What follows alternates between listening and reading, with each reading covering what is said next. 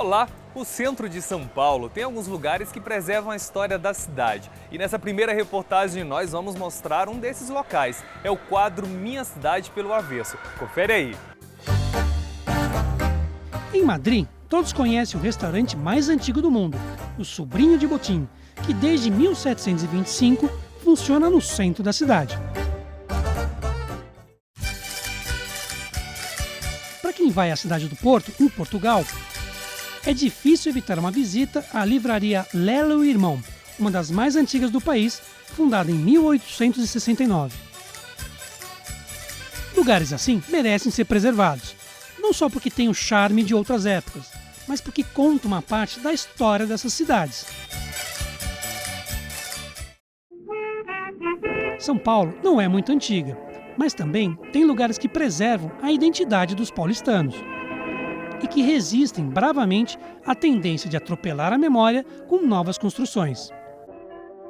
Tem cada vez mais gente interessada em descobrir lugares assim.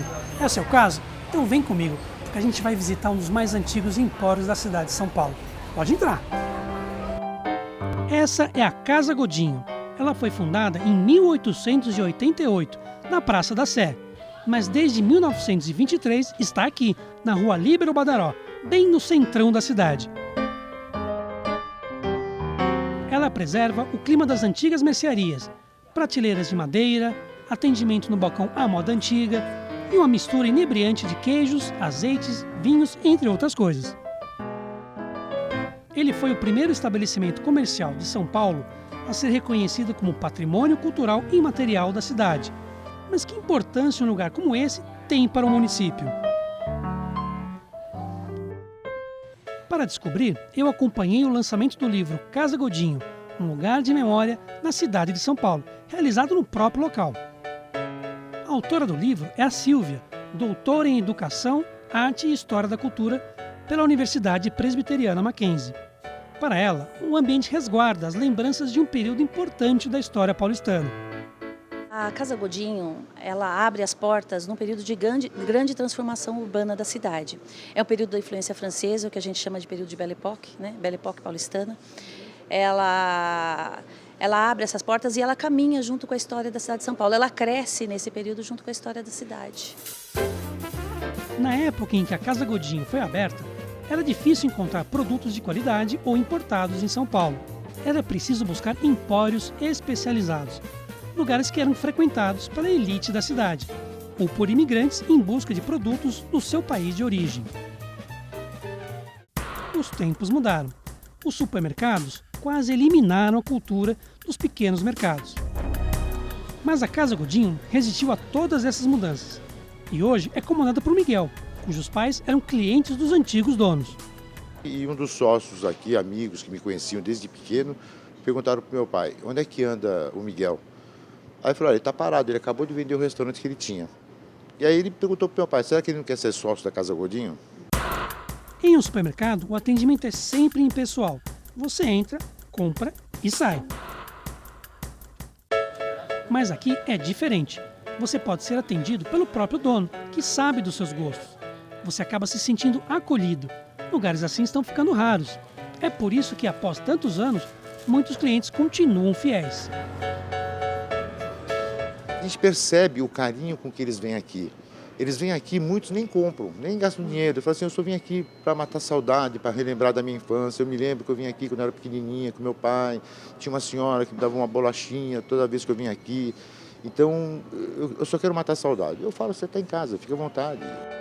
Historicamente, o centro de São Paulo teve uma ocupação mista. Apartamentos luxuosos se misturaram com pensões baratas. Pequenos escritórios surgiram ao lado de grandes lojas. É uma riqueza cultural que sempre atraiu diferentes gerações. A Casa Godinho, ou esse centro de São Paulo, eles estabelecem uma espécie de conexão de gerações, né?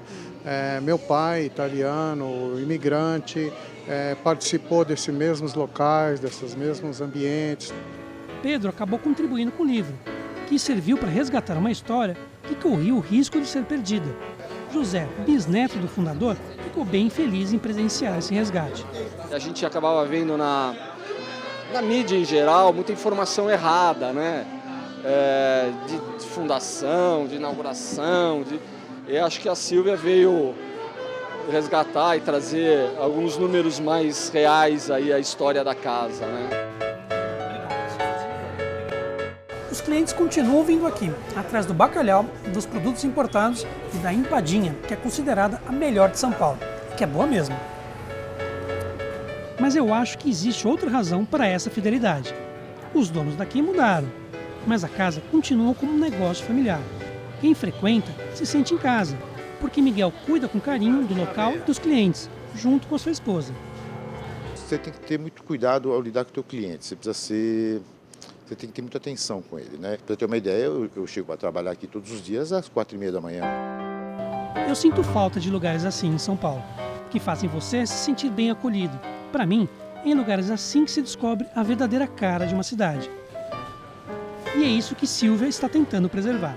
Nós estamos vivendo um período de grandes mudanças, né? Então, essas memórias, se elas não são registradas, elas se perdem no tempo. Por quê? Embora elas venham de geração para geração, de pai para filho, para o neto, o registro se perde quando esses se vão, entendeu? Então, é importante esse resgate da identidade do paulistano. Silvia, Miguel, estão todos tentando preservar a história de São Paulo. Eles sabem que essa história não é registrada apenas por monumentos, palácios e casarões. Ela está guardada em lugares como esse. Descubra você também as histórias que São Paulo tem para contar.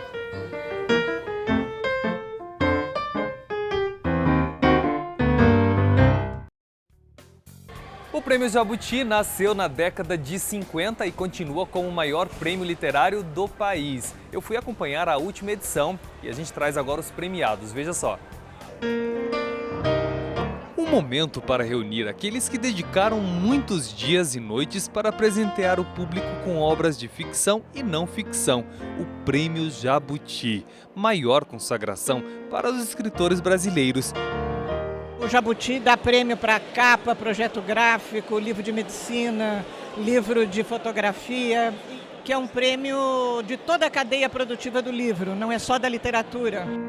E ali, no cantinho, esperando a festa começar, é a grande homenageada deste ano, a Lígia Fagundes Telles, 5 vezes ganhadora do Prêmio Jabuti e escritora brasileira mais editada. Por conta da idade, já não dá mais entrevista. A gente entende. E ela os retribui com sorrisos e um beijinho. E o público com merecidos aplausos. Em pé.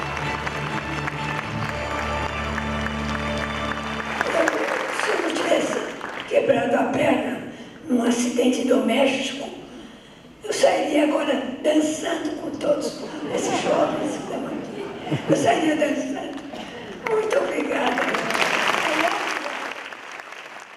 O pequeno troféu verde em formato de jabuti é o símbolo do reconhecimento. Foram mais de 2.000 publicações na disputa, divididas em 27 categorias, entre elas a de comunicação, que deu o primeiro lugar ao livro Para Além do Código Digital, do professor Carlos Sandano, da Universidade Presbiteriana Mackenzie.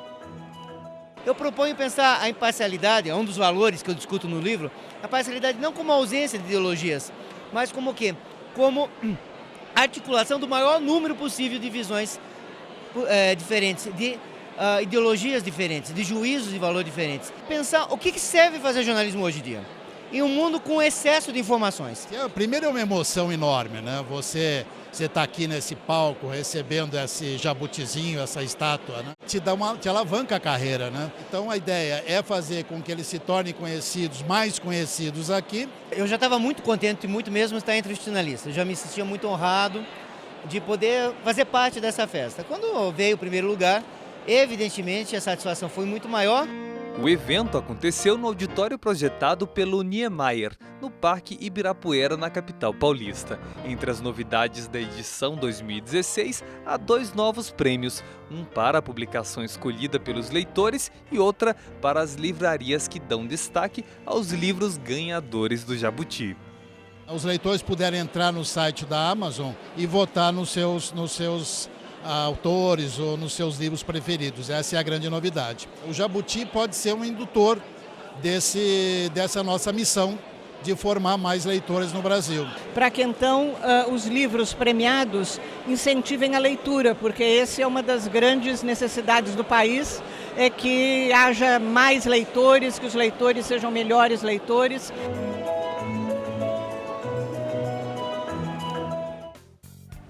Cursar um doutorado é um grande desafio acadêmico. Para receber o título de doutor, é preciso muito empenho.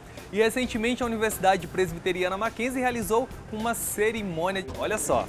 Noite especial no campus Higienópolis da Universidade Mackenzie, em São Paulo. Era a solenidade de outorga do título de doutor aos alunos de doutorado que se formaram em 2016. A cerimônia foi especial. Teve até orquestra.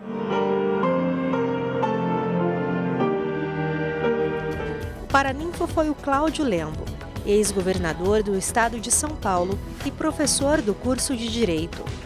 Mas o centro das atenções foram os alunos. Mais de 100 doutorandos receberam o título. Formamos este ano 104 doutores. Na realidade, não é toda a universidade no nosso país que forma um número tão significativo de doutores, porque sem pesquisa, sem formação qualificada de pessoas para trabalharem na área da pesquisa, o nosso país não vai se desenvolver. Cada novo doutor teve que desenvolver um sólido projeto de pesquisa. Por isso, o doutorado significa um salto muito importante na vida de um aluno. O salto qualitativo é muito grande na carreira. São aqueles alunos que realmente eles decidem seguir uma carreira acadêmica. Se subentende que o aluno desenvolve um projeto geralmente muito original, um projeto que tem uma tese muito robusta dentro da linha de pesquisa na qual ele está inserido. Entre os alunos havia pessoas de várias idades, todas unidas pelo compromisso de abraçar a pesquisa científica. Entregar a tese e receber o título de doutor gerou sensações que só quem vence um grande desafio é capaz de entender. Um pouco de sentimento de perda, porque a gente fica meio órfão, a gente lança a tese para o mundo, é quase como se fosse um filho, e eu acho que esse sentimento de falta de continuar. No Mackenzie eu estou, dos meus 37 anos, há 20 anos no Mackenzie. E o caminho acadêmico foi uma coisa natural, Fui estagiária na TV, eu comecei tudo aqui. E esse caminho acadêmico sempre foi uma inclinação muito forte. Todo mundo fala que é muito tortuoso, mas na verdade não é, porque você escolhe seu tema, você tem um tempo para trabalhar, tem um orientador que banque a ideia, que vá junto, que foi o meu caso. Então foi um prazer.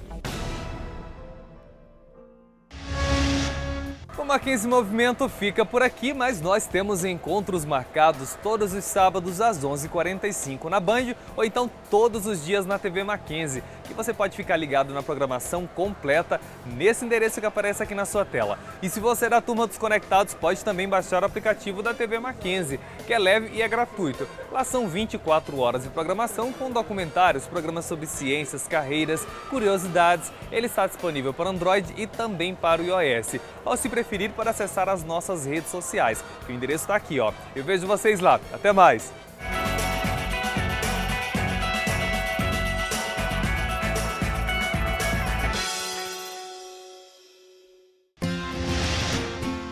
Você sabe o que faz um designer? Ao contrário do que algumas pessoas pensam, a função do designer não é só criar móveis modernos ou logotipos atraentes. Vai muito além disso. Ele é responsável por projetos que atendem a uma série de necessidades do mercado. Ele cria produtos e máquinas, planeja ambientes, desenvolve processos e serviços, elabora comunicação visual para empresas, e essas são apenas algumas das possibilidades.